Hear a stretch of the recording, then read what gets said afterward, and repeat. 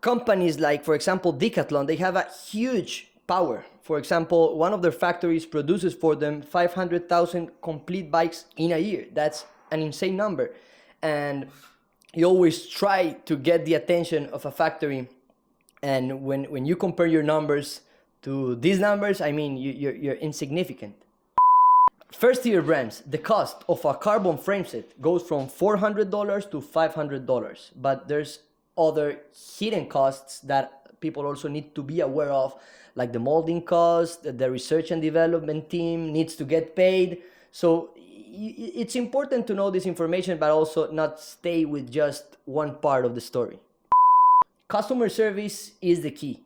I mean, a brand is worth it because of the customer service it has.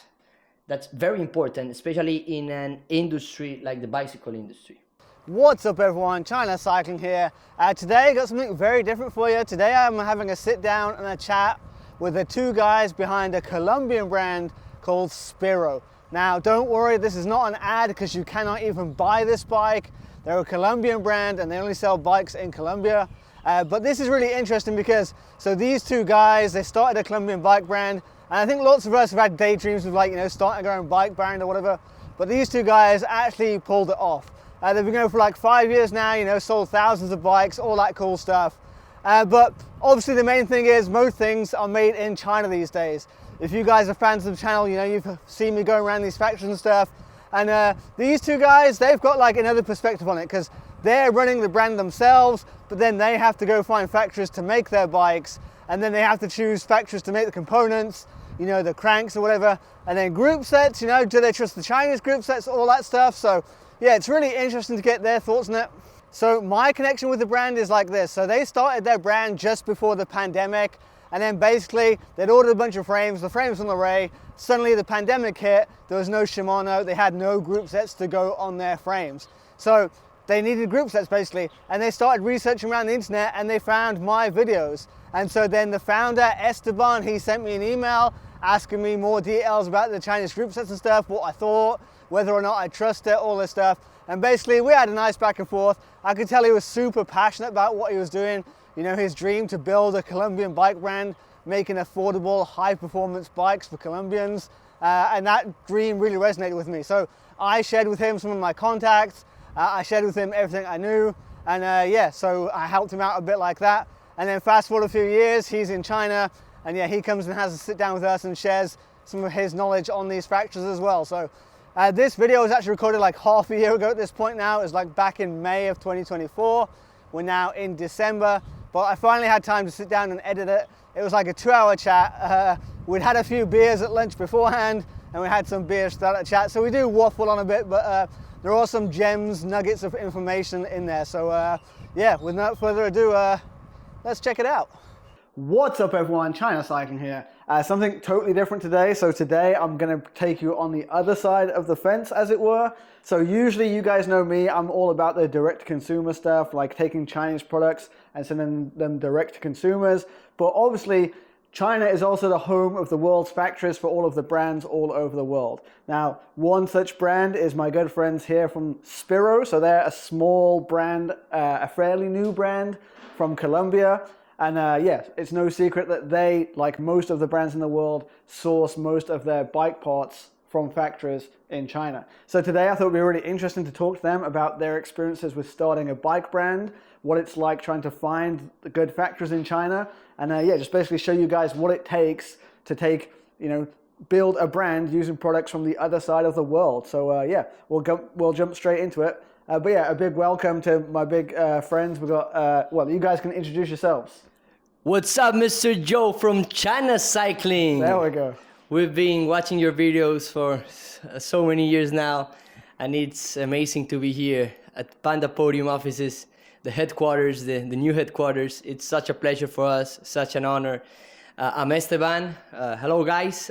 Maybe my greeting not as warm as Mr. Joe greeting, but we'll do our best today. Esteban, co-founder for Spiro Bicycles. So we're a cycling brand from Colombia. We currently focus on road cycling and gravel cycling. And today I'm with Simon, also the co-founder for the brand. He's more in charge of he's mechanical engineer, more in charge of the logistics, and I think he will introduce himself right now. What's up, everybody? What's up?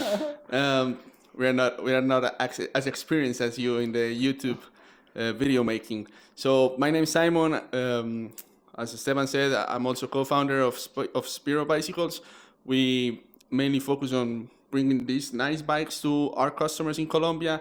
Very inspired by our Colombian local things. So yeah, we have a different range of a wide range of bicycles.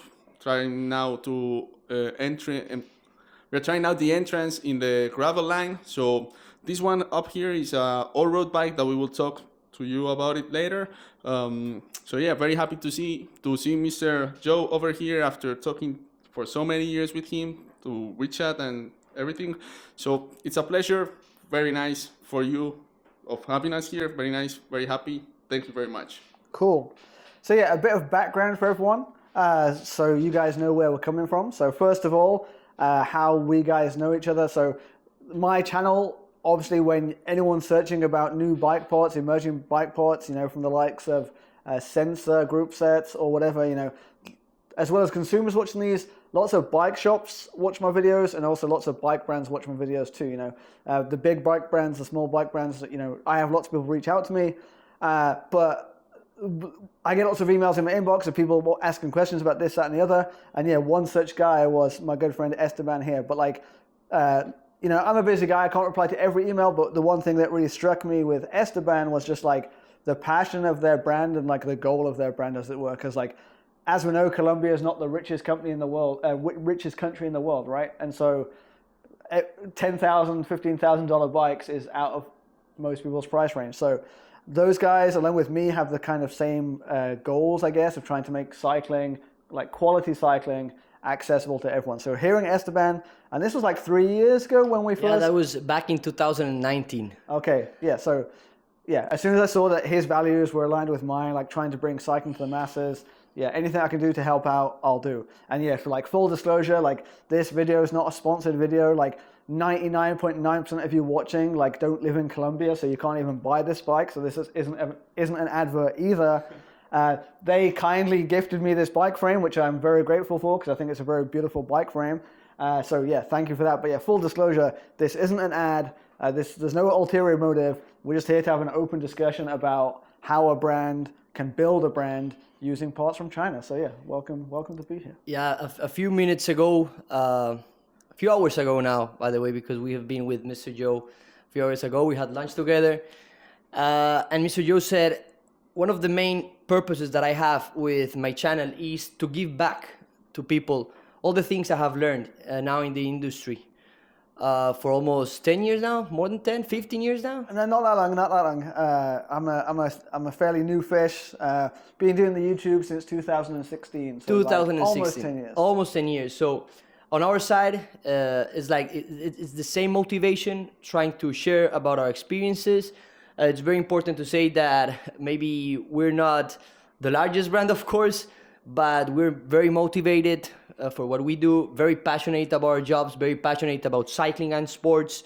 So yeah, it's great to have this type of channel like your channel in order to share and our ideas, our experiences of different stories about what we have lived in these 4 years now since Spiro Bicycles was released. So it's great to be here. The idea is to openly share our thoughts, our ideas. Our main language is not English, so please excuse us if maybe our English is not our British pronunciation not as good as Mr. Joe, but we'll do our best. I can promise that we'll do our best because that's what we do in Spiro. We always do our best for the brand experience, for our customers, because we really love what we do. Awesome. Yeah. Well, your English is better than my Spanish, so this is definitely staying in English for today. But yeah, so I think some of the people watching, maybe they've also daydreamed oh, I like bikes. I don't like my job. Maybe I could start my own bike brand. Is this how it started for you? You're I think we can get some frames, get some wheels, and make a bike brand. So a couple of questions. Number one, is that how it happened? And number two, now that you've done it, was it easier or harder than you thought it was going to be? So thanks for the question. Let me take you through this journey. So before having the bicycle brand, I used to work for investment banking. And on my side, my dream was always to create a brand that pursue sports, where people that made that people loved sports. That was my main dream that I had as an entrepreneur. Creating my sporting brand, because I love cycling, but I also love other sports. I think that outdoor life, exercising, caring for your well-being, it's a great motivation. I think you can create a very big impact on someone's life when you invite them and motivate them to do sports. So that was always my lifelong dream, to create a brand that was associated to sports. But then, as it usually happens, you go to university. Then when you finish university, you enroll in a job. In my case, it was investment banking. And I found out in investment banking that I was learning lots of very important things, very technical things, but that was not my dream. I was not pursuing my real purpose or my real motivation or passion. So that's when I started to think about maybe quitting my job. I had no responsibilities at that moment, like when you have kids and, you know, I was not married. So maybe I said, maybe it's time to try to take the risk. And that's when I contacted Simon. Simon is from my same city. We didn't know each other before, even though we were in the same city. I've heard about Simon because sometimes we've made some friends in common, some rides together when we raced, because we were amateur triathletes. Okay. Just amateur. And then one friend in common like mentioned, hey, maybe for this project that you want to start in the cycling industry, you should talk to Simon. He's a great mechanical engineer, very passionate for cycling. And the idea was already in my head. I mean, it's not that, oh, let's go and see what type of product we can sell. No. I was very critical about the Colombian market because there were some local brands that are very powerful in our country indeed. 3 of them majorly. And then there were the international brands. For the local brands, they're mostly known for selling very economic entry-level products, MTB, road, BMX. And then for the high-tier brands, you had like higher prices, also good quality.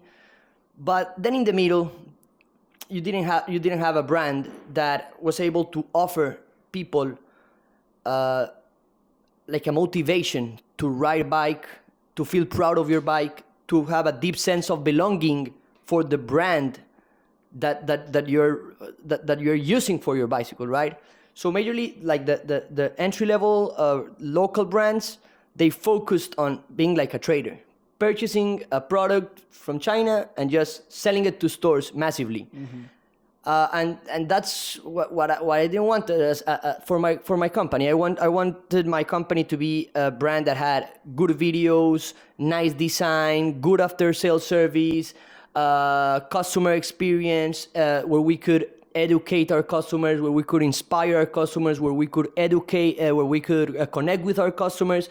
So that's when I started saying, hey, I want to create this brand that has more favorable prices than the international brands, maybe not as low as these other domestic brands, but that I can engage people with the brand and with cycling and sports. That was the main motivation, and that's how everything started, trying to fill that gap that we saw at that moment in the market, and that's where we started creating all the Spiro experience. Yeah, that's the story from my side. Yeah, I would like to add that from my side, I wasn't as entrepreneurial as Esteban. Like during my childhood, my university studies, my high school, I never dreamed of being an entrepreneur. You know, like building our own company never went to my head. I don't know why, but I didn't like the lessons in the school or in the university, in the classes where they will push us to be entrepreneurs. I will hate that. I remember hating with every inch of my body these kind of ideas. So I was all against it. But then I finished my university studies and I started working in a company as a normal employee. and then I didn't like it either. So I was like, this is not fulfilling. Like, I'm not fulfilling my dream. I'm not fulfilling my life. It's not happy. You know, although the company was really cool. You know, the company culture was very nice. Everybody was very top notch. But the thing is, I wasn't fulfilling myself. So then the pandemic stroke, like, it came. I went back home because I was living in a different city. And then Esteban told me, like, hey, dude, I have an idea. This is like a rough idea. I want to build a bike company in Colombia. And I was like, we met like that time through a video call. And I finished the video call. I was like, what's going on? You know, like, you're crazy, you know?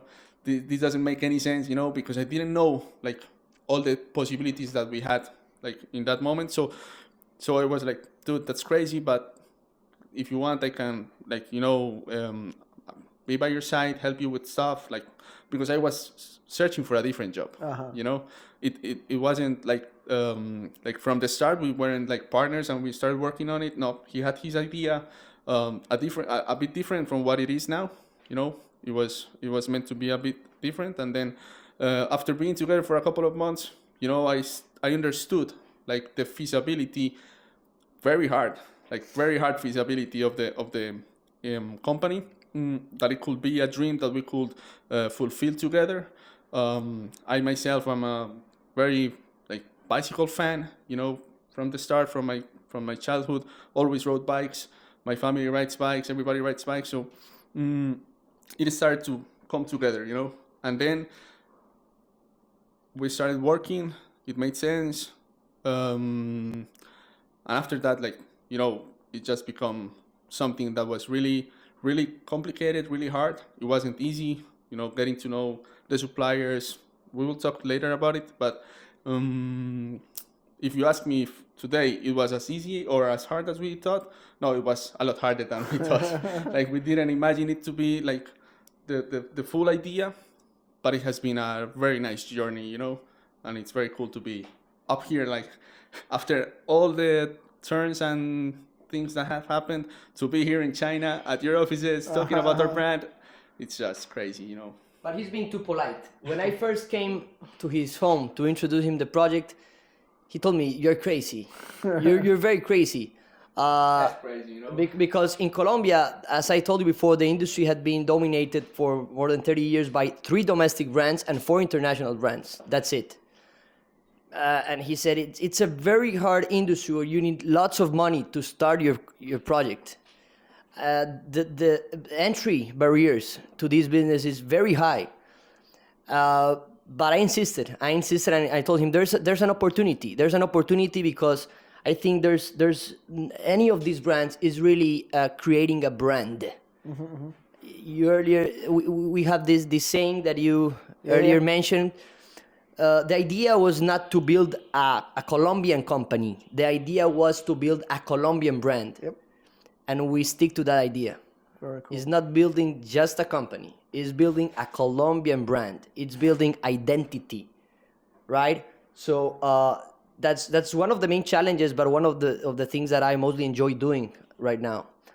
Building identity, building a brand, caring for our customers, engaging people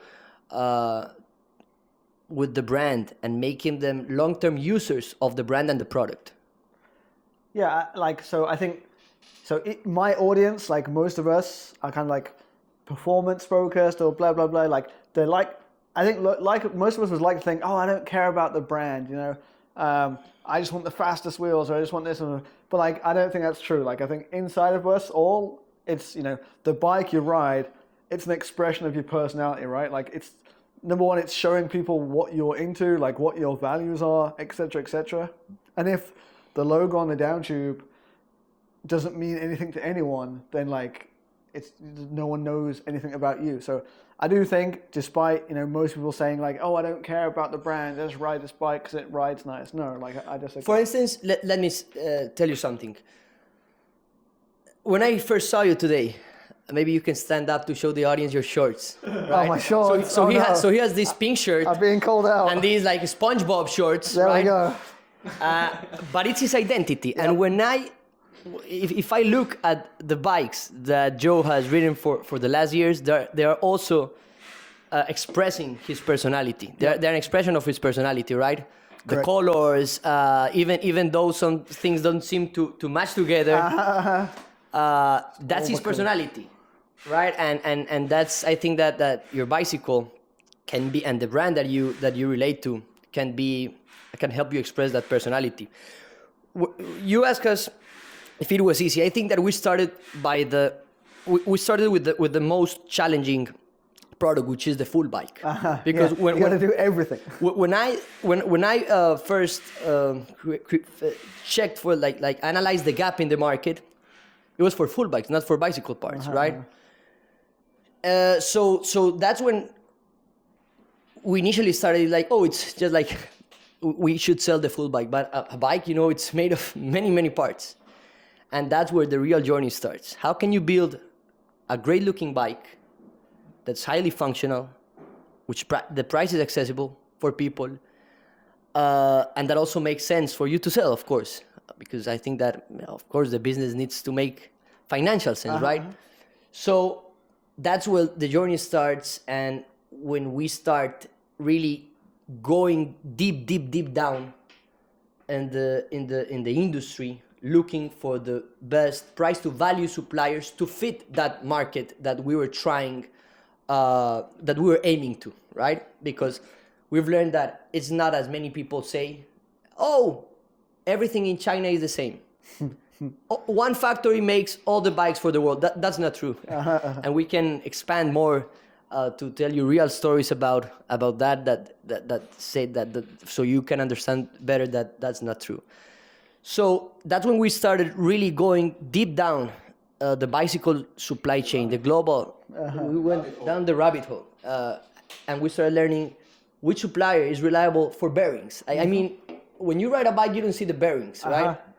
But they're also important for the bicycle to work appropriately and to have for it to be functional over the time. The bottom bracket, right? Yep. Some parts that some people just think it's the same if you use the same product for all the bikes, and that's not true. And that's when we started checking rim suppliers, hub suppliers, frame suppliers, fork suppliers, saddle suppliers, seat posts, handlebar, stem, and that's the only way that we have been able to work with the best suppliers to fit our market, that are reliable, that have good quality standards for the market that we are aiming to. Most of us are bike nerds, and we feel like, oh, I can spec a really good bike, or maybe we've got some imagination, and we're like, oh yeah, I want to make my own bike brand, yada yada yada. But when you really have to start ordering parts and stuff, it gets scary pretty quick, right? So let's say you're buying something for yourself, like a crankset, yeah? So you want to buy a nice, affordable crankset or whatever. So this isn't the crankset they use. This is just a crankset I got. But, when you're buying a crankset for yourself, worst case scenario, it's not very good. And okay, you buy a new crankset. But you guys maybe are buying 500 cranksets. And if it's not very good, the customer's going to have a bad experience with the whole bike. They're not going to blame the crankset. They're going to blame the brand. So repeat that for the 40 or 50 components that make up a bicycle, and it gets very scary very quickly.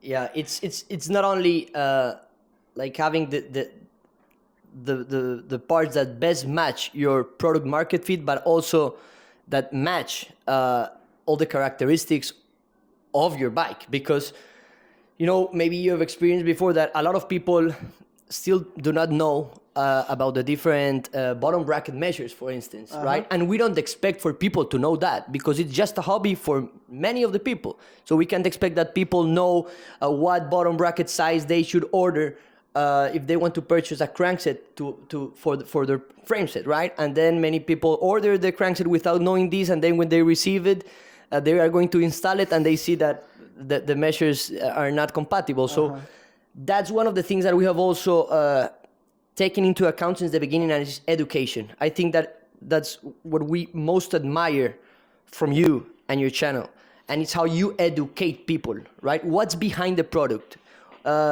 Why do I choose, in your case, why do you choose a 50-34 chainring instead of a 5236 or a 5339. That's very important for us, educating people so they can know a little bit more about the technical parts of the product, what's behind the product manufacturing, but also why should I choose this product. It's not selling the highest the product with the highest price. It's actually having the conviction that you must sell what's appropriate for what the customer wants. So in your case, I think you're a great example of a channel that educates people. In your case, I think that maybe most of your riders are like performance riders, that bike nerds. In our case, it's a different market, which is customers that are like maybe they are going to purchase their first bike, because we focus more like in middle level, right? Middle level amateurs that are just newbies to the sport. So we need to educate these people in a different way that you educate your customers that want to purchase the wheels with the lowest weight. The important thing is that if the markets are different, if the customer segment is different, you having the intention to educate them about your product. That's very important. Yep. Well, I would like to add something regarding the things you were talking about. A bike is like composed more or less around 100 parts, different parts. You know, if you only count the spokes and the spoke nipples, Yeah, we've already got. Yeah. that's a lot of parts, and it's not easy. You know, it's not easy to find the adequate supplier for each part, and to have the riding capabilities or the riding feeling you want on the bike for each thing. So we are not so focused on the high level bikes where people tend to understand or to feel a difference of 20 grams or maybe a faster tire or a faster spoke, or we are not into that. But still, it's really important that the stability and the quality and the experience the customer has, it has to be awesome, you know, because as you said, when something fails, it's not the component, it's the whole bicycle. And that was something we had like some issues at the start, because at the start we weren't as knowledgeable as today. So we had a couple of issues with some suppliers, which gave us we asked for a quality of this level, and then they get us a different product, a different quality. So the important thing for us in that point of time was to fulfill also one of our values, that is to have this close connection with our customers. So we were all in for the customer after sales, you know, like, you had a problem, don't worry, we'll fix it. Let us understand, let us check, let us test and see what happens. Because sometimes some brands that are more into low level bicycles, they will just don't care about after sales, after customer service. But for us, it has been like right from the start. We hadn't even sold the first 10 bikes, and we were already like, from the start, we were a little bit more like dramatic, because at the start, a couple of people had like punctures, and we were like, oh no, the wheels are not okay, the tires are not okay. Maybe that was a little bit too much. But then we started to understand that maybe that was not as important, but we also had to check them. But the important parts, like the frame, the fork, and the wheels, the wheel set was really, really, really, we had to be really cautious, you know? So at the start, we had some wheels that had some trouble with the spokes, and that's something you usually don't like try to take so much attention, because you expect that all the spokes are okay, you know, like they're all the same. But then we had to understand like the different measurements, not measurements, but the different qualities and the different materials and everything inside them. But right from the start, the first couple of claims and everything, we were all in for our customers, you know, for our customers, for their experience with our brand. Because you will say, oh, that's even I remember we had some troubles with some Shimano derailleurs. Like once one derailleur failed, and they were blaming our brand, and we were like, dude, that's Shimano. not even l-twoo or something. No, it was Shimano, dude. But we will fix it, don't worry. But it was just like that. Oh, I don't like this bike because the derailleur failed, and I was like, dude, it has nothing to do with us, you know. So yeah, it has been a journey in which we have learned, and we have like focused and strived to have the best knowledge of the industry to offer our customers the best bike they can buy for them So I think for At that this, price. at that price. I think for this, like you guys and Panda Podium also have some common ground, right? Because you guys are picking components to go on your bike and then go out to the masses. And the same thing, like I'm picking components to go on my website and go out to the masses. And let's say you get a component you've never heard of before. Let's use the crankset or whatever. Let's say that we don't know if this is a good crankset or not. Let's say there's a 10% failure rate of this crankset, which It's is really high. Which is Really really high. high. Really. But if you get just one sample, there's a 90% chance that yours is going to be fine.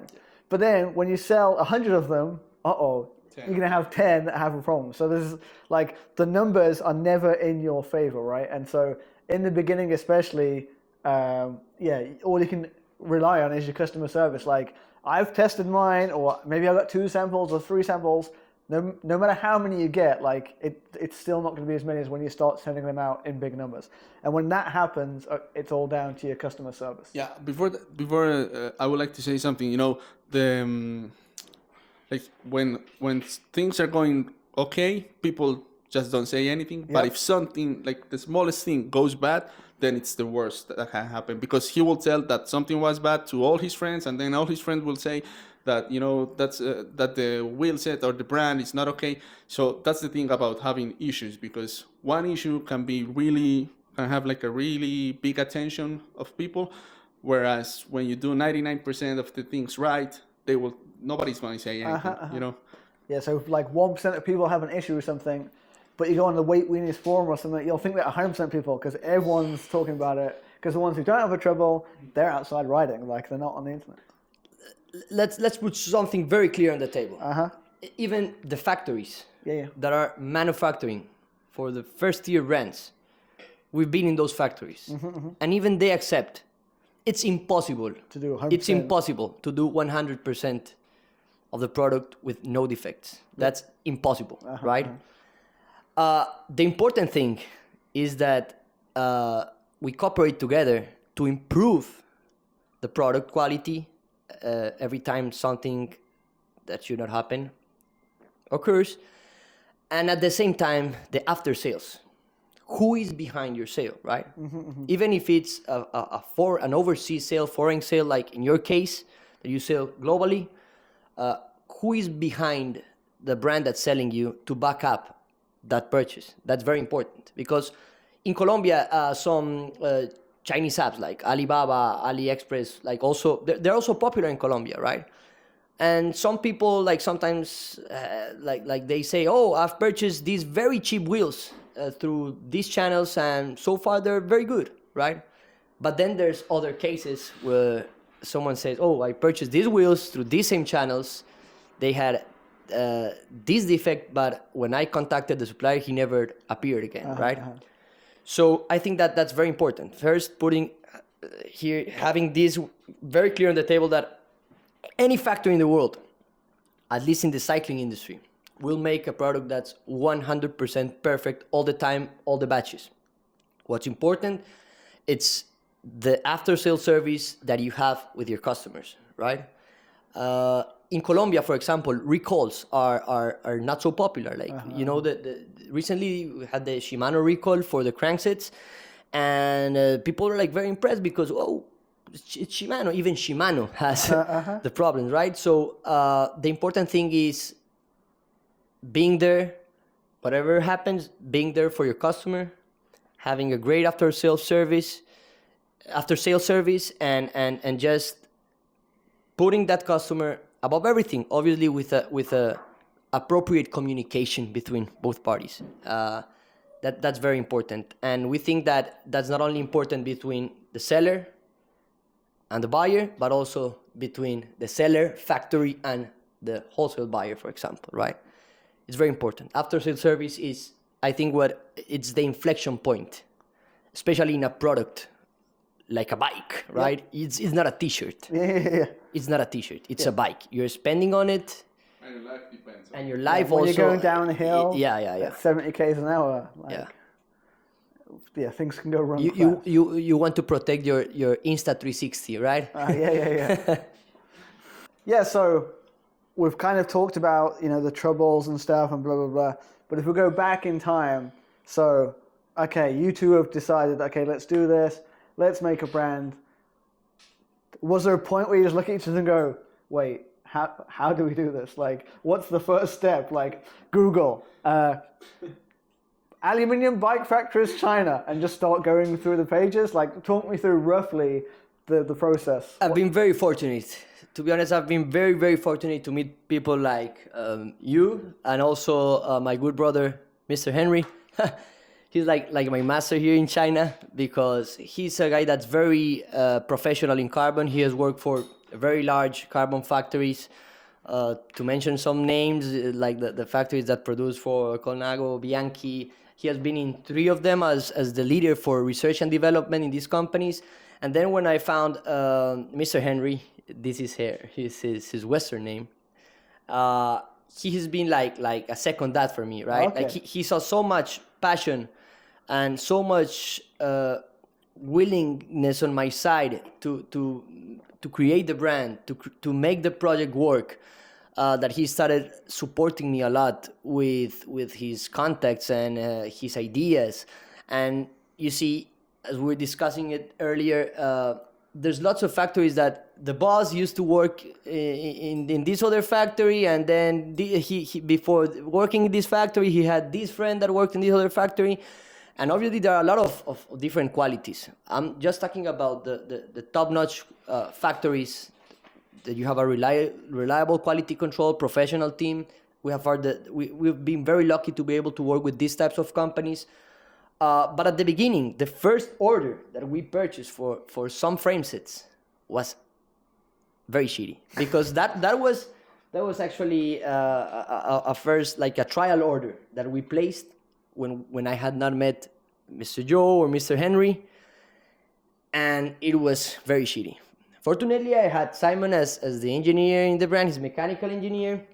And when he first saw the products, he said, we cannot sell these. Was it carbon or? We cannot sell. It was carbon. It was carbon.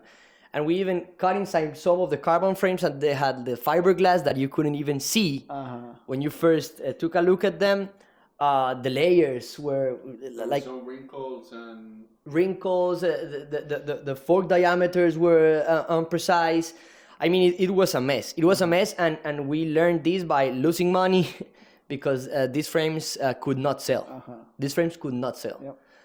I remember that this first batch we also purchased with some wheel sets, alloy wheel sets. This was a good supplier, very good supplier, who's a large supplier for Giant. Actually, it was purchased by the Giant Group, this company, in 2019. And I remember that I met this company, like the wheel set company, because there was this Argentinian guy. I was in China in 2018, and I met him in the train. Okay. And we started like discussing about my project, and I told him I don't know if I should start by selling spare parts, and he said, if you want to start by selling entry-level, middle-level wheel sets, take a look at this brand.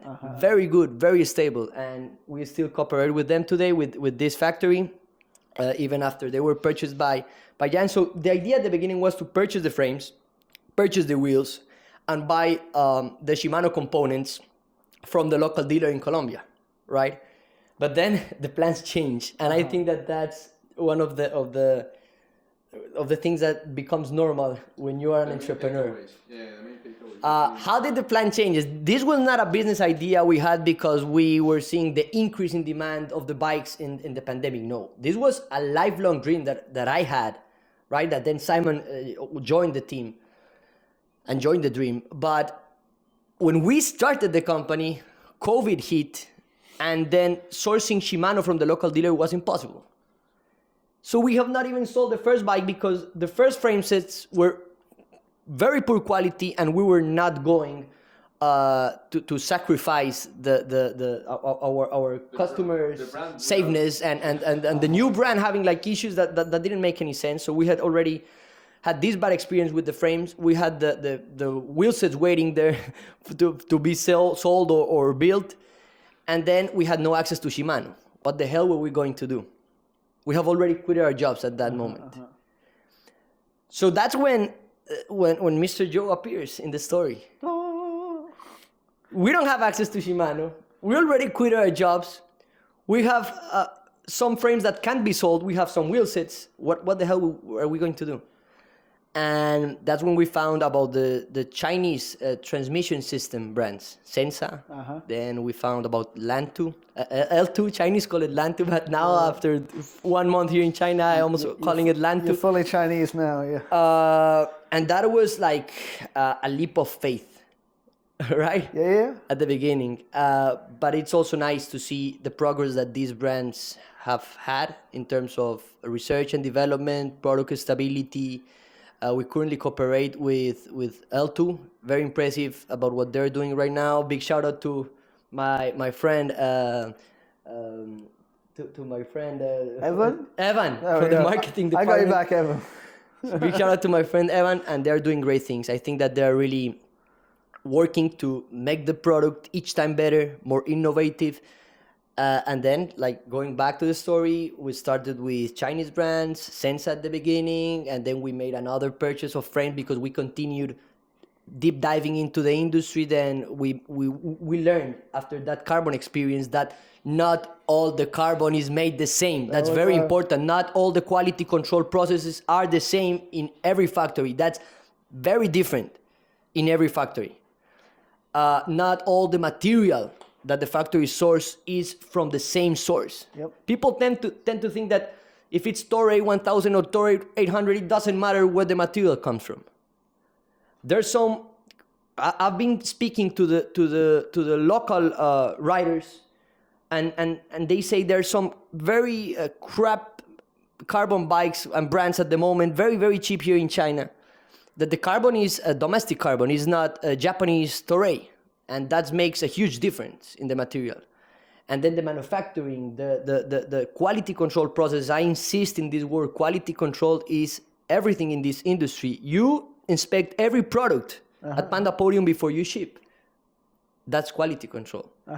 So yeah, that's how we enrolled, and then we were able to access factories which are much more premium carbon, level of carbon. They trusted our projects, and they have been supporting us closely until now, 3 years after we launched the brand. So it's great.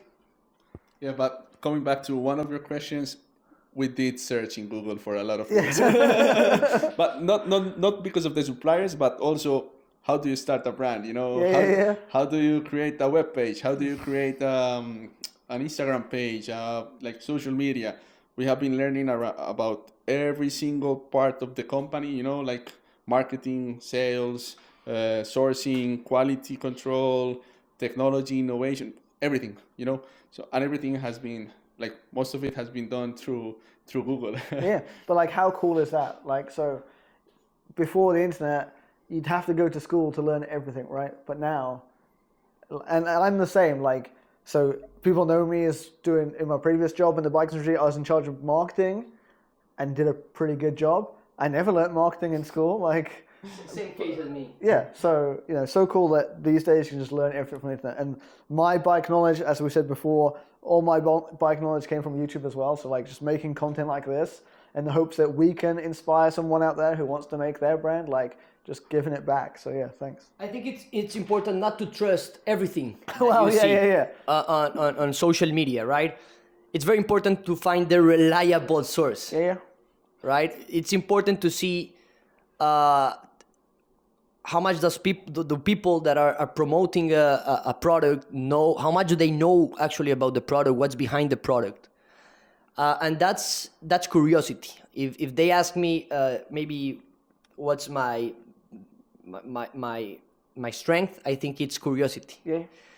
I'm very curious, very, very curious to really go deep down and learn what's behind the product, what's behind that factory. There's a lot of things going on in every company.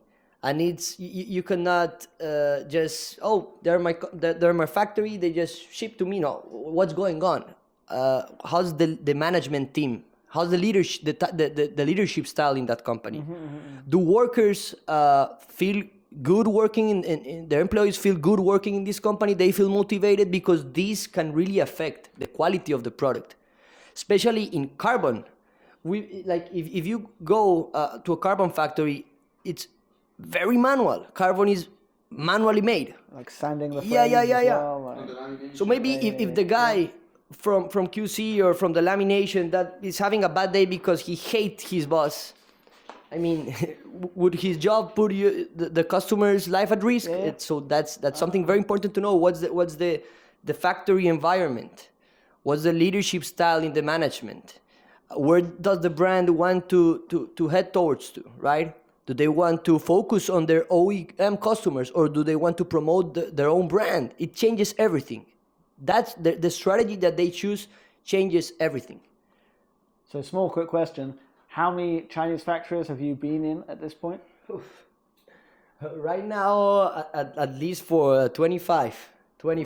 It's been a marathon, but it's great because we have visited like the premium alloy manufacturers, the more entry-level alloy manufacturers, rim set, component brands, carbon, more premium carbon made like in different styles that Simon can mention in a minute. But it's been great, and it's not just visiting the factories, having lunch with them, getting to know their people, talking through WeChat with them, knowing more about their lives, caring for them, and that's the point. And that's the only way to produce good partnerships that are able to last through time and that make a stable product, right? Because, I mean, you need to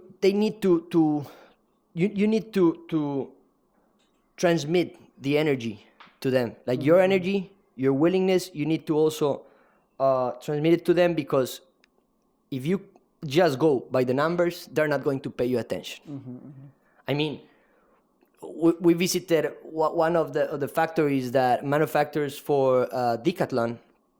The numbers are insane. Yeah. I mean, like the number of, I don't know if I can say the numbers. You here. can say how many times bigger than your orders they are. Like, So if you can that's do the like math. that's a very important X, like 500,000, 500x. Yeah. So if you just go by the numbers and you don't share with them, hey, this is my vision, this is where I want to go towards, so this is what I've been doing for the last 3 years. We came here to China with our company presentation, showing all our partners what we have been doing for the last 3 years in terms of branding, team, store development, because they need to feel contagious, but it's contagious. By that energy. Infected, yeah. And infected by that energy. If you just go for the numbers, the first thing that they're going to ask you is, how many quantities do you sell per year? If you just give them the number, they're not going to pay you attention. I mean, it will be hard. It will be hard. So that's one of the most important things. We have been able to create very nice relationship because the factories we cooperate with trust our process. And all we can guarantee them is that as a brand, and for myself and Simon, we will do 120% of our effort in order to make the brand grow and make it outstanding for our customers. Yeah, I've been infected by your guys' energy as well. Like I said in the beginning, like your original email to me, or like we talked on WeChat and stuff, like the passion that you guys bring is definitely like, it's contagious, right? Like, so in my WeChat, like, I don't know if I'm allowed to say, like, I have the boss of a big American brand that is 4 letters long and begins with a T. He's in my WeChat, right? And so I'm not peeing on Spiro, but they're a bit bigger than Spiro, right? A little bit. But like, you know, I've still got time of day for Esteban because the passion for Esteban has for his product and his brand and his consumers is definitely there. But the other boss guy, he has passion too. If you're watching, you know who you are, and one love.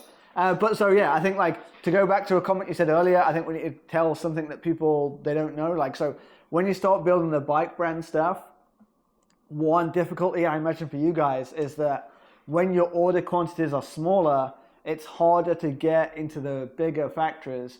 And as a general rule of thumb, the bigger factories are the ones who can make the better things, as a general rule of thumb. But now you guys have been established and your order numbers are going up. Has that changed? I mean, like, you guys tell me, what do you think the relationship is between the size of your order and the quality of the factory? Is there any relation? That's a good rule of thumb, but we have also seen the opposite, you know? Sometimes the biggest factories are so focused on their output numbers that they just care for producing, like mass producing, you know?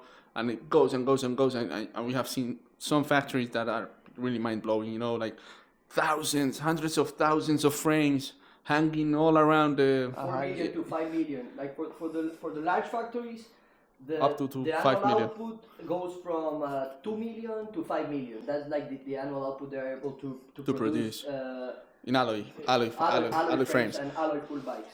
So that's, you know, we have been to some warehouses that are so huge and there are so many bikes hanging from there that we ask ourselves, dude, these people are so big, will they be able to care the same for the quality of our batches that are not as big, you know, because they have customers that ask for thousands of frames a year and we will ask a smaller number. So will it make any sense to work with this kind of people, you know? At the start, we didn't feel so confident on working with these companies, but as you say, growing up allows us to be more important to them, you know. And after establishing the relationship we were talking about, they have understood that our quality, like the quality requirements we ask for, we take them seriously, so they take us seriously, you know. And since we have been growing, yeah, it has been a little bit more easier to work with them and to fulfill our requirements, you know, and because we become more important to them than before. But it's more how they trust us in the long term, to be honest.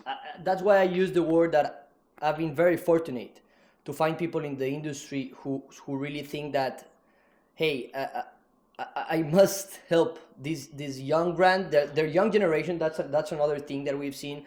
There are a lot of companies right now in the industry that have like this old generation, third generation coming now to the management, and many companies struggled with the change in generation. But I think that being able to meet them personally here in China, talking to them, showing our project, showing our country, because we also feel very proud of our country. That's why all our models are inspired in some Colombia's iconic topics. But I think that's very important. Coming to meet them here personally, showing your energy, showing what have you been doing, because it's not just talking, it's showing them what we have done over the last years. And I think that that's the only way they can really support you, because as I told you, the numbers, they do not compare.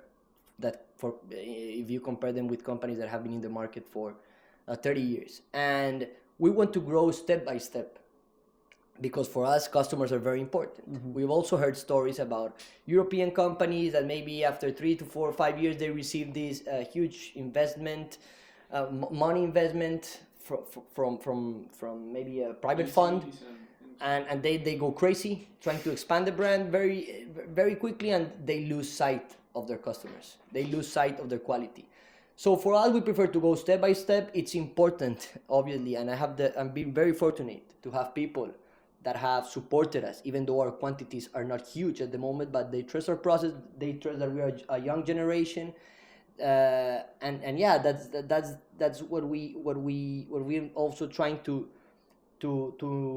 communicate with them in this visit, that even though we're a small brand, we expect the high quality controls, even if we need to pay more price, if we need to pay the price for the higher quality control standards, high quality paint. I mean, it's a lot of things that customers that are riding a bike just don't know. Like, there are a lot of different paint qualities. Mm-hmm.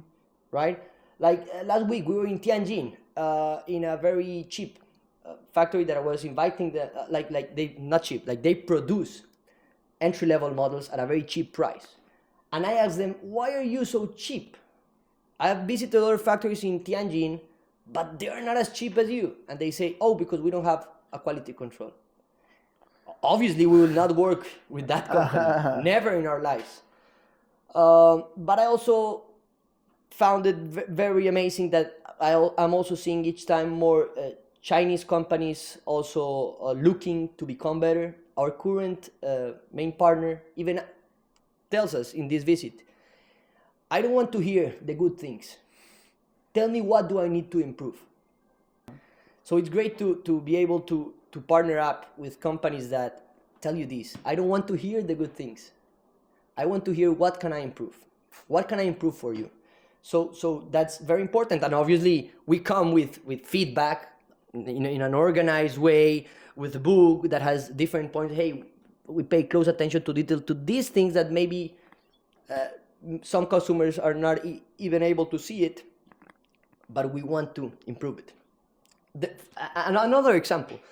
So another factory we visited, they also produce for one of the top tier brands in the world, and they say this company for the paint, for the artwork, they ask for a very high quality, and their demand is that if there's a even minor defect that can be seen at 50 centimeters from the eye, we need to do it again, the paint. So that's quality control, and that costs. Yeah. Right? So not all the factories are the same, not all the suppliers are the same. I think that there's so many initiative from many factories that want to improve their quality control, that they have changed the mindset, that they want to improve their product. And that's very good. That's very good for the industry. Yeah, I think you're very right, especially about like what people don't know. Like there are different levels of factory, let's say, but then within a factory, there are also different levels of product, right? So if we talk about carbon rims, so lots of people are using like open mold carbon rims, which I think is no problem because the rim, like it's a rim, it can only be so complicated. Once you've found the best shape, everyone just use the best shape. You don't need to everyone open your own mold, right? So, but let's say everyone's using the same rim from this factory. They get them out the mold, they inspect them. The ones that have no blemishes are A rims. Then the ones that have small blemishes are maybe B rims, and et cetera, et cetera. Now, the brands that are buying these rims, you don't know if they're buying the A rims, the B rims, or the C rims, et cetera. So, yeah, I think that's one thing that people don't know is like, yeah, number one, not all factories are created equally. And number two, within one factory, it's okay to say, oh, but this factory also makes for this brand. Well, yeah, but this brand is paying for $200 per frame, and your brand is paying $50 per frame. It's going to be a totally different product, right? Yeah, in this industry, there's another way of working that we don't use this way of working so much. And the factory comes to you and they ask you, what's your budget for the bicycle? And we call this type of like some companies, we call them traders because they don't care what the company, what the factory gives them. They just say, this is the price I have. I am going to pay, let's say $500 for this bike. You give me a product bomb, like give me a product specification list of what can you make with $500. In our case, we don't work this way. We have really worked hard to get to know as much part suppliers as we can, test these parts as you do. I asked you some months ago, hey, how do you choose the products that you sell through your website? And Joe told me, it's the products that I like when I ride them, right?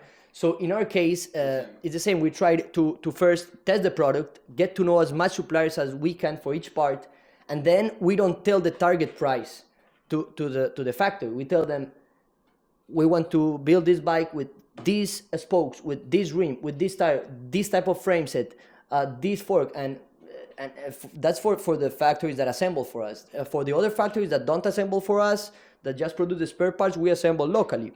But that's the attention to detail, and when you build a full bike, that's what we hope, and we work always towards giving the end user the best experience in the complete bike.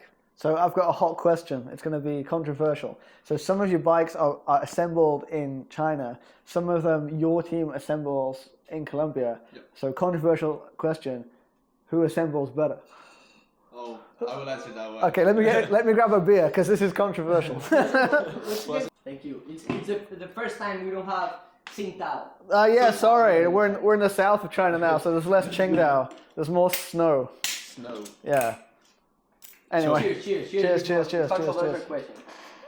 Please remind the audience what was the question. And tell the truth. Yeah.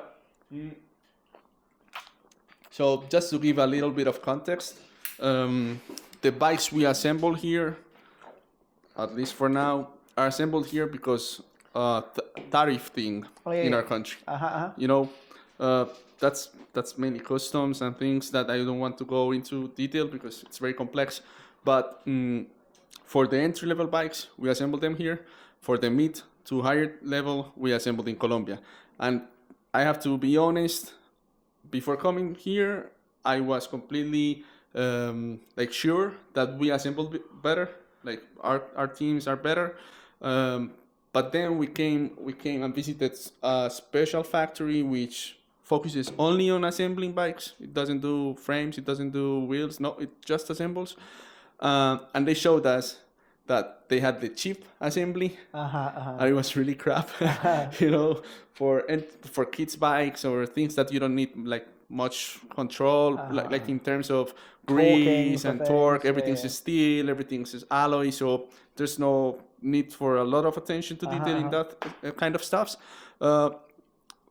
which we thought was always the same. Like we have seen some first-tier brands that in Colombia get out of the box, and you know it lacks some care. You know, it can be loved but a little bit more. But then we came to this factory and they showed us like, no, you know, we have now a special line of assembly line that it's meant for higher tier bikes, and we take a lot more attention to detail. So we checked them, and I think it was okay. It was more than okay. It was taken care of in every single part. Everything had grease. Everything was the shifters were like adjusted correctly. Everything was working fine. So I think you could get good assemblies here in China. Although I still prefer our teams. Okay, so your team back home, your head mechanic, what's his name? His name is Fernando. Fernando, your job is safe. Don't worry. Your job's safe. Keep going. Fernando, or as he is known in the low level. No. How do you say the Underground? The underground. His underground name is Paco. Paco. Yeah. What does this mean? I don't know. I won't ask. So yeah, just to expand a little bit more about that, it depends on the product market fit. Like there's another factory that told us, hey, I have some Indian customers that don't care for the quality control, and they even tell us to pack the bicycles inside the 40-feet container with no carton box. Just throw them in. Because they can fit instead of fitting 300 bikes, that is like a normal number that you can fit of full bicycles in a 40-feet container. You can fit 450. So they say just pack them all with a simple wrapping, and we don't care. Don't put the carton. We can just fit more. So yeah, that's basically different levels. Obviously at a cost. This factory, for example, for the new assembly line, they charge double the cost. Double of the cheap. More than double. And they say it's new machines, it's more professional people doing it, and everything here is in the major factories. The cost depends on the time that they spend doing the manpower. So there's another factory that was assembling the bicycles for a very famous Italian brand, starts with a B, and this Italian brand had the demand that they do 2 people assembling the same bicycle, and they take 1 hour assembling one bike. So it depends on the factory that you're working with, and depends on the brand's demand. May I ask for? I caught myself opening the beer. Sugar. So, I'm gonna say. sorry. But this is one thing I love about China. If this happened in the UK, I'd have to go fill out like 10 forms about what happened. How can I prevent it next time? Please don't sue me, Esteban. But in the sensible world, I cut myself Man the fuck up. What? can Opening up here. But You shouldn't be now drinking. you know- You shouldn't be drinking at the office. You For know. one that maybe stood up to the bathroom at this moment and they come back and they see me with this, Yeah, I now you just know cut I- my finger opening the beer. Dangerous, kids. Don't drink and talk. Very cool. So one thing I think might be interesting, like wind the clocks back. So you have this idea, you're going to start building bikes. Okay, you start getting pieces in, blah, blah, blah, blah, blah. And then boom, pandemic. And like, we all know what happens to the supply chain. Number one, a bunch of the factories in China shut down, so nothing's coming out. And then number two, everyone in the West wants a bike. So when the factories do reopen, the waiting times, like back in the day, I was hearing crazy wait times for like Shimano group sets went up to like 18 months, yada, yada, yada. Like, how much of an impact did this have on you? And like, how close were you to saying, let's go build something else? Bikes aren't for me. Yeah, I want to say something from the start, like winding up the tape. We started at his garage. Okay. You know, that was our warehouse, his garage. So we had I don't know, 30. Not mine, my parents' garage. There we go. Actually. There were like 30 boxes, 30 cartons boxes. That was our warehouse. That we assembled the bikes in the garage, the first couple of bikes. And then after everything started happening, that's when we had the leap of faith that Stephan just talked about. There was no Shimano, no Shimano groups. And that was, at the start, that was like the main... Concern.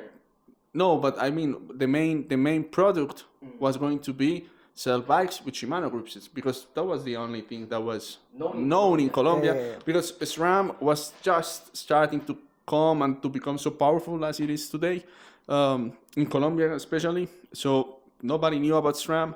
Everybody knew just about Shimano. When there's no Shimano, like no Shimano availability for 2 years, they started to tell us, the Shimano dealer in Colombia was saying like, dude, it's gonna be around 2 years. And we were like, dude, we haven't even started. Like, The what's only thing we have done until now is purchase some shitty frames and quit our jobs. That was not a really, like, how do you say, like, really nice place to be. I remember one day I woke up after some of this kind of news, and I was having a shower, and I was just like, dude, what's going on, Let me phone my boss and see if I can have my old job back. It's only been a few months. Maybe they've not replaced me yet. That's right. I was taking a hot shower, and I was just gone. I was like, dude, we didn't even start, and it's already everything's upside down. Everything's upside down. Yeah.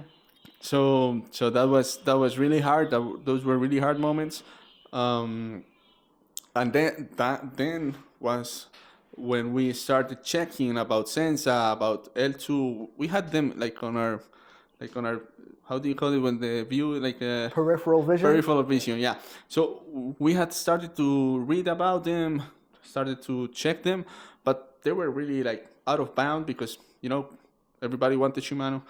But then it was like, dude, that's the only option. Yeah. Either we start working with them or we close without even starting.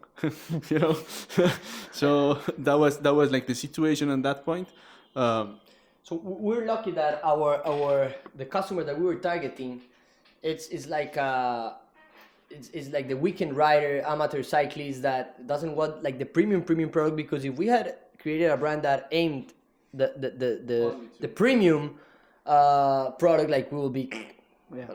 But thankfully these brands like the new transmission system brands that we're introducing, thanks mostly to Mr. Joe's videos, also explaining people about what's behind these brands, many of them created by former engineers. Like people started to trust these new brands, and also because they saw that they were much more, like the price to value was very competitive. If you compared in our country to Shimano, there was the other option. So Shimano was not an option in our country, not even for the first year brand, because there was no Shimano. People wanted to ride bikes, So like that's where we came in, and the first year we were able to enter the market. And Simon has a very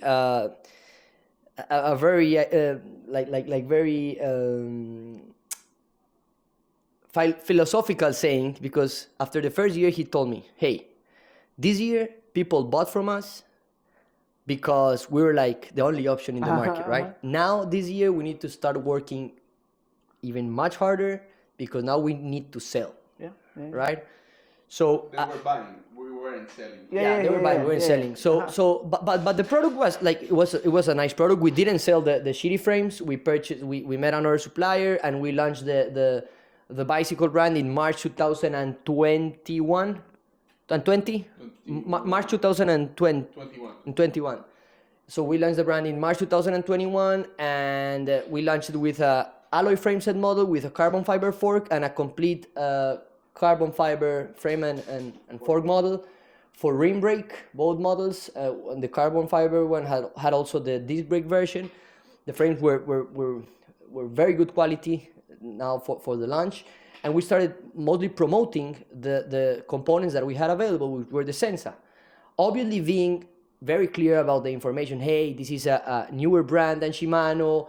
They will get better every time. Maybe they're not as precise in the shifting as Shimano, but the price is also much more favorable. You should give it a try. And that's how the brand started. And then that was the first year. Then the second year, we had more availability of Shimano, but even when we had availability of Shimano, we still sold more of the Chinese transmission system brand, because each time they were getting better, and each time we were promoting them more in terms of education for people to have a choice. Like, I mean, we have the Shimano, we also have this option. This is what's behind this brand, this is what's behind Shimano, it's 100 years of history. You can choose. And then they had the alternatives, and they trusted the brand, and it has been a great experience. Very few after sales problems. We're currently with the after sales problems we had with the Chinese brands, as we had this close communication with them, they were really receptive of our feedback. You know, at the start we began with Sensa, and we had some troubles with the rear derailleurs, the very first ones. We told them the feedback, we told them the measurements they had to improve. And then they answered, you know, with the better quality, with the better measurements, with the better. So it has been a really nice work. It has been really nice to work with partners that take care as well for their product and take care of our feedback. You know, because with that too is the same. That's another amazing discovery. Chinese are great manufacturers, but sometimes they don't look at what's trending outside of China, right? Or the way of doing, or another way of doing it besides the one that they have been taught at the Chinese factory, right? We had a conversation earlier, and we said, in the bike industry, especially in China, no one rides bikes, right? Yeah. So like, they might know mechanical engineering, they might know carbon fiber layups, but loads of them, like, they don't ride bikes, so they don't know what's going on. And like I also said earlier, I used to work in the video game industry in the UK. No one played video games either. So like, I don't know what's going on, but yeah, people need to start smoking their own produce. No, don't do that. But yeah, so I think it's just a thing that because they don't use it themselves, they don't get the experience, right? Because like, you know, early day sensor, for example, it shifted well, but then when the cables got a bit old, if you wanted to shift up one gear, you had to shift up 2 gears and then down 1 gear. There we go. Everyone knows the old sensor. You want to go up a gear? Okay, go up 2 and then down 1 quickly, and you'll go up a gear. But now, okay, after get some feedback and they tweak it, it's getting better. Right? Yeah, and it was very nice working together to improve the product. Like the major issue we had with Sensa the first year was for the rim brake bikes, the rear derailleur got too close to the spokes. Okay. In the higher higher sprockets, in the higher cogs, and when it wasn't like the really, it had to be really like a precise adjustment on the top leading screw. Yeah. If it wasn't perfect, it wouldn't go up. It would go up and break. and it would go into the spokes, right? So I used to put the 10-speed spacer, the 1.8mm spacer. Even though I'm using 11 speed, I'd put that spacer on, but that meant that your lock ring for the cassette, there's not quite enough thread on there, and you're like, nah, like I'll ride it, But yeah, so many things. I'll say this, like, lots of my bikes are very bodged, but it's because I'm riding it. Like, I know it's bodged and it works for me. But you can't do that when you're selling a bike, right? You can't. Yeah. You can't. The customer's gonna go like, wait, this is 11-speed cassette. Why has it got a 10-speed spacer in it? Disclaimer: I tried that on my bike. And it's not sustainable because then they take the bike to the mechanic and the local mechanic takes the spacer away and then Yeah. So basically we also learned a new thing when this started to happen, and we told them, hey, we think that the rear derailleur cage is too thick. It's getting too close because it's too thick. The Shimano measures this, and your rear derailleur cage is much thicker. We also see in the cassette sprocket inside, it was different than the Shimano, and we also started learning about all the different patents that Shimano has that does not allow these brands to make it thinner. So after having different ideas, like improving some things, like the final solution was much more easier than where we started, and is just reducing the flange distance on the hub on the.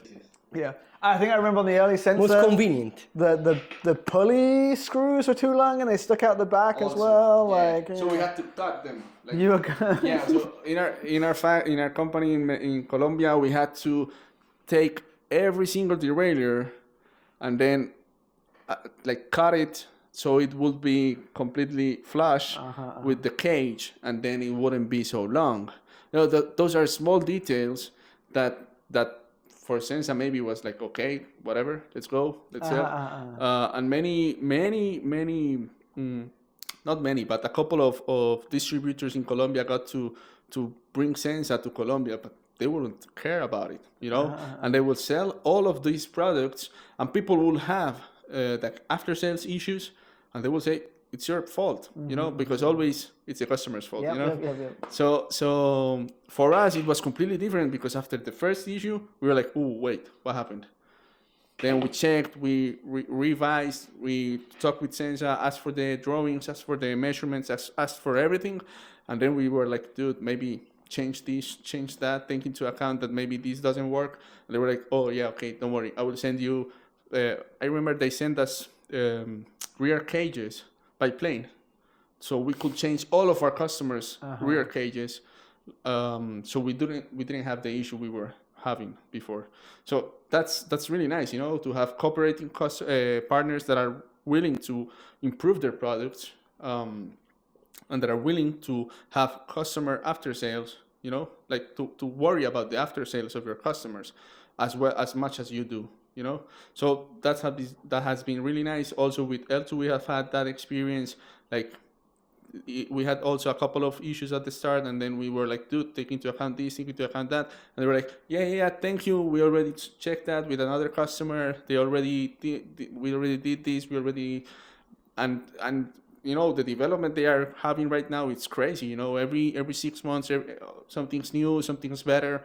They're really into the product, and they are really into making the best product they can. So that's awesome.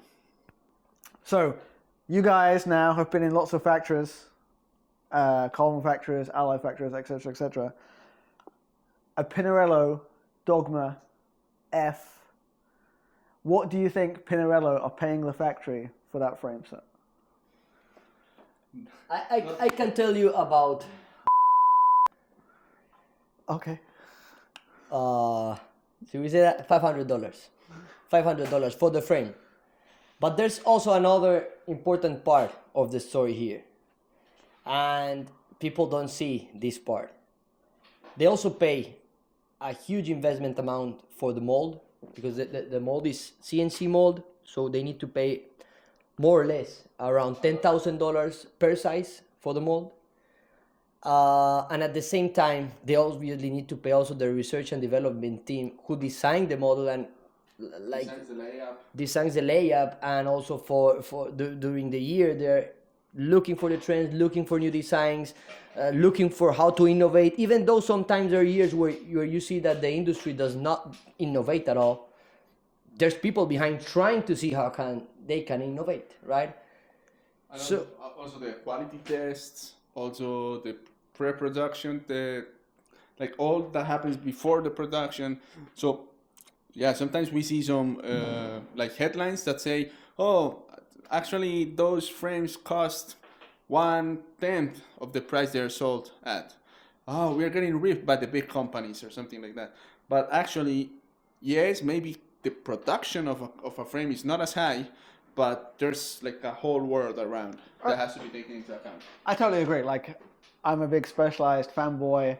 Last month when I was at Seattle, I went to the headquarters. Like, they gave me the full tour. Like, the R&D is it's crazy, and like it's money. Like, the machine. Like, my father is from a machining background. Like, and the machines they had, it was money. Like, and they're just using that for like their prototyping, let alone everything else, right? So, you know, admit like that's the thing that people don't see, yeah. But you know, I think we can say, is it ballpark fair to say like maybe the price you guys pay for a frame could even be more expensive than the price Pinarello are paying, because Yes. Pinarello are buying tens of thousands Yes. and you're buying a few thousand or whatever. So yeah, crazy world we live in that like maybe a Pinarello, the factory price is cheaper than a Spiro, maybe. That can actually happen. But there's also an important comparison I would like to have here in the table, and it's, for example, luxury brands. You also know like the Louis Vuitton, Balenciaga, like these luxury European brands. They also charge a lot for the end product, even though people know that the cost of this product is not as high as what they're pricing it, but it's branding. I mean, that's also the magic of marketing. And that's why a lot of people, like you have good engineers in some industries, but you also have people that are better at marketing. And I think that this is very important. That's creating a brand. It's not selling the product, it's creating the brand, creating the world around the brand. Right? So I mean, there's a market for every type of product. In Spiro, we focus on being able to provide our customers with a very close relationship between the brand and the customer, with a very nicely designed product, with a very good function, with very good quality control, great after sales service, community events that engage them with cycling. But then there are other maybe luxury brands which customer is not this type of customer, but maybe they look for the customer that wants to be socially accepted, and that's why he purchased the most expensive product from them, just to feel socially accepted. So that's marketing, that's branding, and we have we understand that every company's strategic vision is different. Very cool. But like, let's pull things back towards Spiro and away from Pinarello and whoever else. So yeah, let's talk more about this. So like, this is the frame that I chose. You were very nice. You said I could choose any frame I wanted to. And not being, I'm a very fortunate person. You know, you guys have seen my bike collection. I think it was like 21 bikes last time I counted. You know, I've got some nice bikes, but I was like, I want your alloy frame. Like, I've got a big thing for aluminium bikes, and yeah. So you guys hit me with the frame. I tried to build this up with components. Obviously, it's not finished yet, lack of chain. I've tried to build this up close to what you guys build it up as. But so this is your model called the Freedom, right? Yeah, and so the Freedom model. Basically, talk me roughly through the Freedom. Like, what is it? What does it do? How much does it cost? Okay. So this is the Freedom model. It's like our mid-level line in Spiro for road bicycles. And it's an alloy frame made of alloy 6061. And we have a full carbon fiber fork, not just the fork, but also the steerer. It's very modern because it has the ICR cabling that a lot of people like how it looks, like the hidden cables. We also have some alloy rim set here, 32 millimeter profile. And one of the main advantages that this frame and fork can offer us is that we designed it so that it can be an all-arounder model, and you can feed tires that are up to 740 tires, right? Okay. So you can use it for fast gravel also. You can put those 38C, 40C tires, and you can use it for fast gravel. We assembled this bike with l-twoo 2x11 currently, the group set, 2x11 group set. The R9 for l-twoo. We have the sealed bearing hubs. We have the Maxxis Pursuer tires that coincidentally you also build yours with the Maxxis Pursuer. And then we have the alloy cockpit for the stem, handlebar, and seat post. This bicycle we sell in Colombia at $1,000, the selling price. US dollars? Yeah, $1,000. This bicycle starts at $1,000. Very cool. So it's a very favorable price for the market if you take into account that the first tier brands, their hydraulic disc models with carbon fork, they don't have the ICR cabling, or most of them still don't have the ICR cabling in this tier level. They start at almost $2,000, right? So yeah, we sell for $1,200, the starting price, to correct it a little, not 1,000, $1,200. And it has also this big advantage that we have designed it for it to be able to fit gravel tires in case you just want to go for some fast gravel. And the painting we've used, that's also some of our characteristic that characterizes us as a brand. The artwork is inspired in Colombian bird species. So as I told you earlier, we inspire all our collections in Colombian icons, in Colombian topics, and in this case, this Freedom line is inspired in Colombian bird species. Colombian is known for being one of the largest countries for having the most bird species in the world. So this, biodiversity. a very biodiverse country, and this model specifically is inspired on the corocora, which is a bird from Los Llanos Orientales in Colombia, and this bird has like this pink orange appearance that makes it very, very nice. And for example, here you can see this inspires the peak, the peak of La Corocora. And then we have like the illustration here, very nicely designed by Colombian artist Teo Ulloa.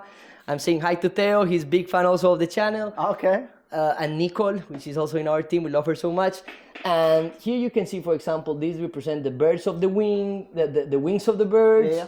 And here you have the different details. This is a high tier painting quality, for example. If you compare it to middle or low level paint that is used in most of the alloy frames, you will see the difference in terms of durability, how shiny it is, the appearance. So yeah, we pay lots of attention to our artworks, and this is La Corocora, and I hope Mr. Joe enjoys it. I'm looking forward to it. Like I say, I've been very, very busy this past few months because the Shanghai Bike Show, Seattle, etc., etc. And this thing, I swear I've been building this for like a year. I can't remember when you sent it to me. It was a very long time ago. And like I've moved, my studio was downstairs, so I'm now upstairs as well. And yeah, this has been following me the whole around. I could say that these guys flew out all the way from Colombia to help me finish building it. So that's some 5-star service. Customer service. Yeah, there can't be that customer service. But no, like as I said at the beginning, like there's definitely a place in my heart for like budget stuff. Like, and I think we can talk about that as well because you, especially Simon, mechanical engineer, like when someone says, okay, let's build a bike, you immediately go, I want to build a 4.8 kilogram, like it's going to have like everything, blah, blah, blah, blah, blah. But then you realize as a new brand, no one's going to buy a $10,000 bike, right? So I think I have the same thing as well, right? So I want to have the best, but like more important is have the best for the price, right? So yeah, I don't know how much that was a thought process for you guys, because like, you know, as cyclists, we want the 4 kilo stuff. And the factories that you've been going in these days are making frames that are like 600-700 gram, like super high-end frames. So how hard is it to like rein yourself in and go, let's keep it to everyone's bike? So I would like to, before I answer your question, I wanted to tell the audience something. These frames are designed by us. Mm-hmm. Like the geometry, you're gonna feel it. It's gonna be different from the ones you're used to riding, because you're used to the like high level stuff, but the racing stuff, you know, this is more focused on the medium average people that likes to ride, wants a comfortable bike. So I see you slam the stem. That's really cool for people like you, for your audience.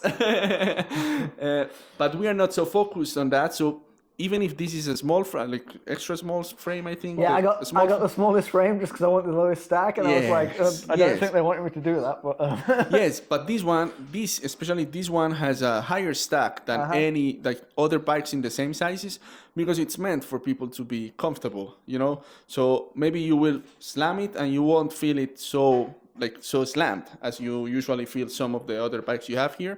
So to achieve that, you will have a slammer stem, you know, like minus 17 degrees or something.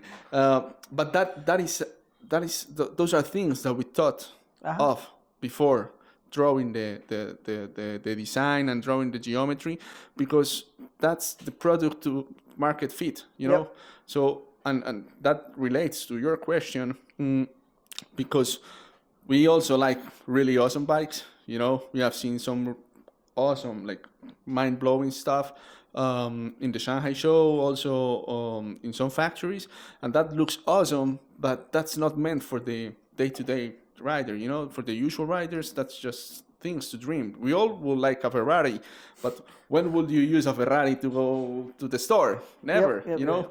So normally people don't need those kind of stuff, you know.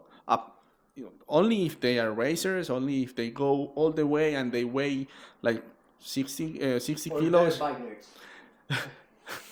Or there are people like Joe. But usually the people that need those top tier, most researched and most developed bikes are the racers, you know, the World Tour racers, the ones that are racing the Tour, the Giro. So for the day-to-day, you'll most enjoy a bike if the bike is comfortable, because an uncomfortable bike wouldn't be as enjoyable as a comfortable bike. So that's the thing that keeps us focused on, you know, normal people, average people will enjoy more having a bike like this one rather than I don't know, to put names onto this, the one that yesterday, who won the Giro stage yesterday, Alaphilippe. Julian Alaphilippe won on an SL8 super bike, like awesome bike, 6.9 kilos. It's really aerodynamic, but normal people won't have the flexibility to have that position for more than 10 minutes, you know. So that's what keeps us focused, like having really clear who are we designing these bikes for, and that's why we have what we have right now, you know. So that's like something to take into account. Sorry, about our bikes. We design our bikes. They are not from like a catalog. The alloy bikes are designed by us, and they are strictly designed for the people that will enjoy the most out of them, you know.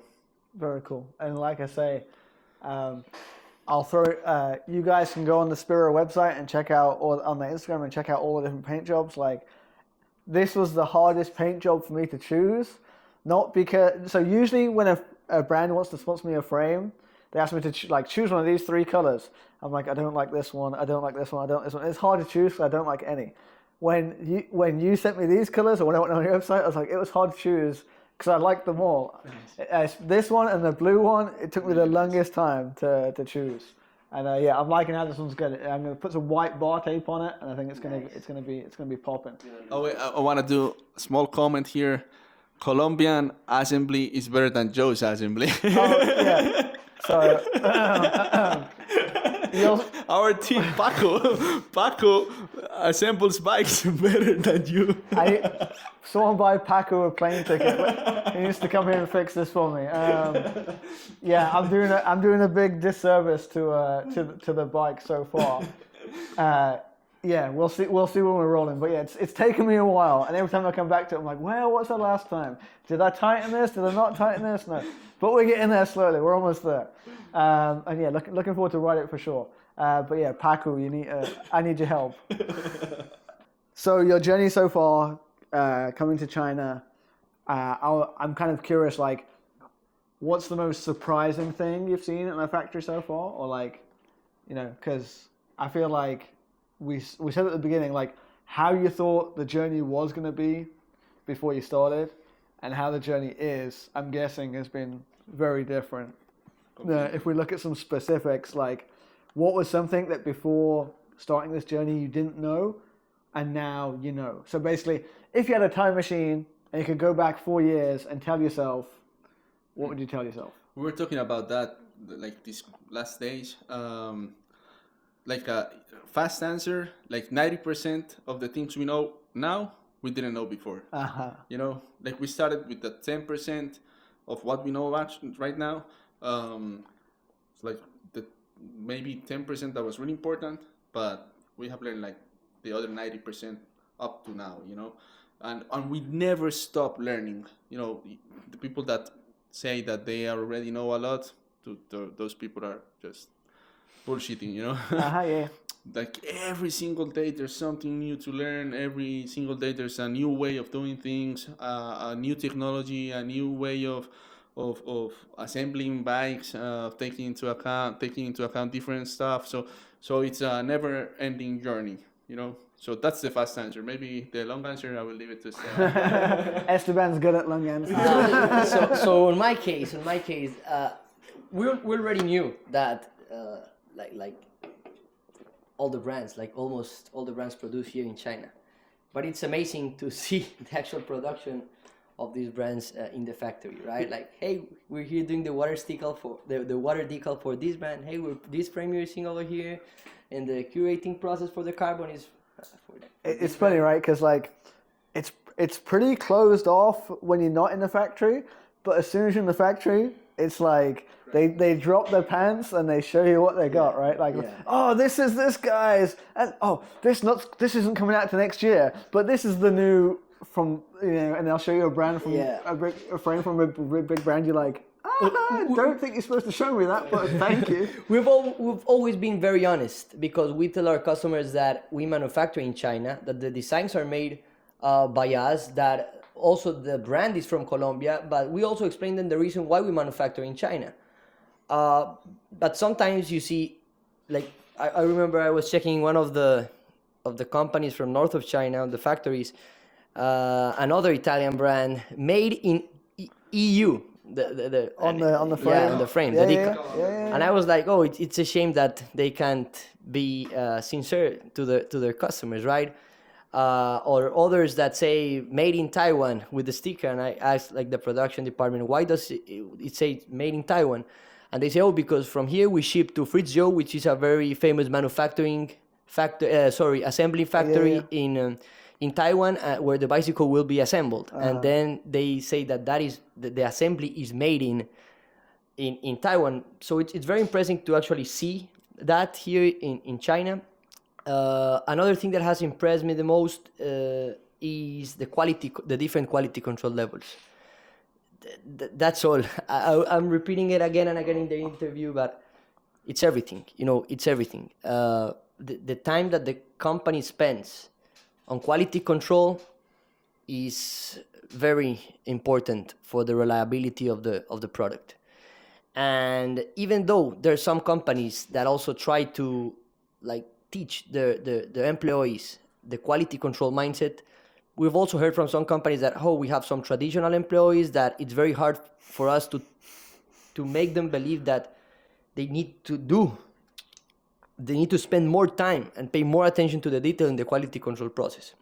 So it's basically a change in mindset. That's what has impressed me the most here in China, the change in mindset of many of the factories, where they want to pay more close attention to the quality control. Obviously, you will see many cases, maybe in the COVID, even the big factories were just striving to produce, able to keep up with the demand. But at least under normal market conditions, you see that there are many factories that are really training their employees to have this change in the mindset, to produce higher quality goods, more stable, better designed, and also the marketing. I think that's another thing that has impressed me a lot, how the Chinese are also improving with their marketing, because maybe a few years ago they're and still some brands, they're very bad at creating a brand. They're very good producing, but creating a brand not so good. But I've also seen an increase. I don't know if I believe it's due to the social media, right? Many of them have access to Western channels through social media, so I think that there are a lot of Chinese now also learning about marketing, and I think that they could eventually become very good at it because they learn very fast. Yeah. They learn very fast. So that's the things that have impressed me the most: the different quality control processes and how the Chinese are trying to change the mindset of many of their employees to pay more attention to detail. So yeah, it's very motivating to hear that wrap up because last year it was more than 1,000 bikes. That for us is an important number because we have been growing at least by 50% year over year since 3 years ago when the brand was launched. We also have a very stable community that really values the brand and has a deep sense of belonging towards the brand. So that's great. Right now we have our road line going and we just launched our gravel line. You can go and have a look at www.spirobicycles.com. You can see the new gravel line. And then we're also planning MTB for 2026. And I mean, we're going back to Colombia on May 25 and we are going back with a lot of ideas, but also with the sense of responsibility of going step by step, of not burning out. So that's also important. We care a lot for our team. That's also part of one of my greatest purposes in the company is to allow that my team develops in the company, that they can feel motivated to work in the company. So that's also very important for me besides the actual business. So yeah, I think you can expect from Spiro new lines. We hope to also expand internationally soon. Maybe you can comment below if you want Mr. Joe to be the Asian agent or even the agent shipping directly from China if you like the bike. But yeah, that's majorly some of the plans we have. The MTB line, continue developing the team, and expanding internationally. Yeah, I think. Oh, well. Go on. Yeah, no, I think that would be really cool. Like, so obviously my thing is China cycling and Asian bike parts, but because so much of it is made here, it would make so much sense for me to send this stuff out to consumers. Like, I kind of imagine this parallel universe where like these small niche brands from every country in the world like are all on Panda Podium, because like, you know, someone's gonna like maybe some guy he lives in New York, but like 7 years ago he went on a holiday to Colombia and had the best holiday ever, yada yada yada, and now he just wants something like to remember that by, like to give him a chance to buy a Colombian bike would be awesome or whatever. So yeah, who knows, we'll see what we can work with, but no, thanks so much for coming over. Like, I'm glad I've been a part of the Spiro story in a way. I'm looking forward to finally riding this. Like I say, I'm all for bikes of the people, and this is definitely the bike of the people that you're doing over in Colombia. So if people are in Colombia and if you're watching this super long video in English, I'm sorry, I'll practice Spanish for the future. But if you're in Colombia, where's the best place to buy a Spiro? Like, okay, so we have two concept stores, one in Medellin, one in Bogota, and the other one, the other way or the main way to get a Spiro bike is directly through our WhatsApp numbers, our Instagram, our Facebook page, or our web page. So mainly we are direct to consumers. We are really committed to have a close relationship with our customers. So you won't find the Spiros anywhere else than with us, like directly without our channels. And we will ship the bike if you are outside of these cities. So we will wait for you. And also, just one last thing that's also coming up for Spiro. We need to put some pressure. You guys help us put some pressure on Joe because we have been insisting him so much to visit Colombia and have some great rides with us. So hope to also receive Mr. Joe in Colombia, and we hope to be great hosts for him because he has been a great host for us here in China. Okay, very cool then. Yeah, I'm gonna book my plane tickets and come check out. But I heard you guys have some scary climbs. Like you were saying, 100-kilometer climb. So yeah, Colombia is known for climbers. You know, in the world tour level, like the best climbers have been always from Colombia. Right now they're from Slovenia, but that's a different thing. We can cut that. So actually, You're not allowed to go back to Colombia after you say that. To They're Slovenia. going to stop you at the airport and go, did you say the best climbers were from Colombia? You're not allowed back in the country. So our cyclists are known to be climbers. Actually, there's a name for them. In Spanish, it's called escarabajos, which means like beetles. Beetle? No, how's it called? Yeah, the beetle. Beetle bug. You know the bug. Mountain goat? No. It's quite funny, but you know the A beetle bug. Yeah, the beetle. Okay. Because they were like that nickname appeared like in the 80s when the first Colombians went to race in Europe. Okay. They were like flying up the mountains. Okay. So they were so light. I don't know why beetle, but that's Sure, where it sure. comes from. Yeah. So yeah, the cyclists in Colombia are known to be like really good climbers, and we have really long climbs. It's supposed to be the longest climb on earth. We have like 3 of them. You know, we have one that's 109 Ks. I've never ridden it yet. I have to go back to Colombia to try it. There's another one that's the most famous. It's called Alto de Letras, which is 80 kilometers long. And then I heard before coming to this trip, I heard from a customer that had ridden another one that's between 90 and 100 K. So if you like to climb, yeah, we have a lot to offer. I'm all about teamwork, so if you ride the uphill, I'll ride the downhill.